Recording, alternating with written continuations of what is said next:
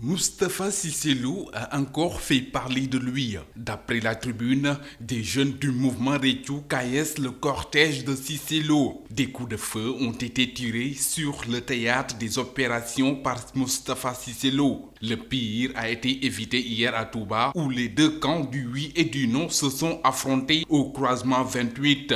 Selon l'Observateur, des coups de feu ont été tirés, la 4x4 de Cissé Lo caillassée, plusieurs blessés enregistrés. Le Populaire nous renseigne que les membres du mouvement Réthiou ont attaqué le cortège de Cissé Lo et sa sécurité riposte par des coups de feu. Le bilan est de 2 véhicules endommagés dans le camp de Cissé Lo. Cissé Lo entend poursuivre Moustapha Diouf, qu'il accuse d'être l'auteur et le commanditaire des agressions. Il renseigne avoir avisé le procureur, le ministre de l'Intérieur et le gouverneur des tentatives répétées d'agression du mouvement Réthiou à son encontre. Le quotidien soutient que Moustapha Cissé Lo et compagnie étaient en caravane avec 70 véhicules et 200 personnes environ. Ils se sont heurtés au niveau du croisement 28 avec le mouvement Réthiou. Toujours selon le journal de Madiambal Diagne, Moustapha Cissé Lo et son fils Cheikh Mbacké Lo auraient tiré 16 coups de sommation.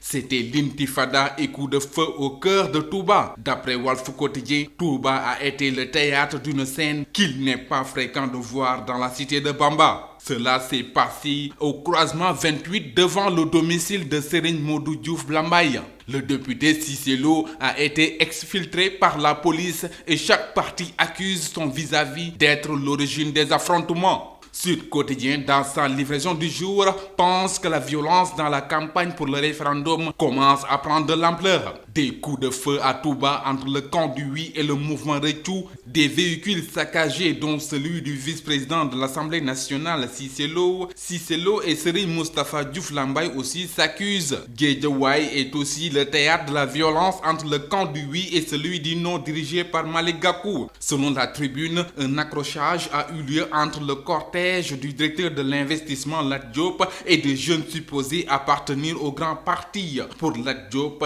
c'est la provocation. Une chose vraiment incompréhensible que le fait que sa caravane ait été attaquée par des jeunes qui étaient à l'intérieur du domicile de Gakou. La Sénélec égale la puissance installée de 1960 à 2000. D'après enquête, de 1960 à 2000, c'est-à-dire pendant le règne des socialistes, la puissance installée de la Société nationale d'électricité était de 250 MW.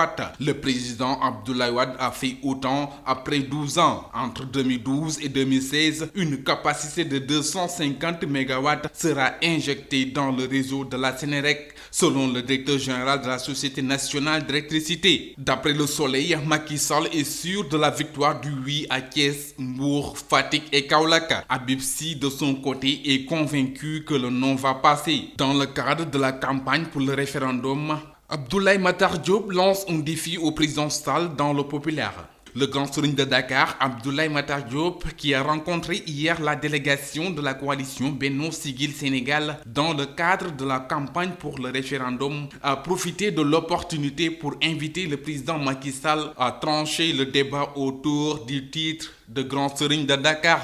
C'était tout pour la revue de presse d'aujourd'hui. Merci et bonne lecture.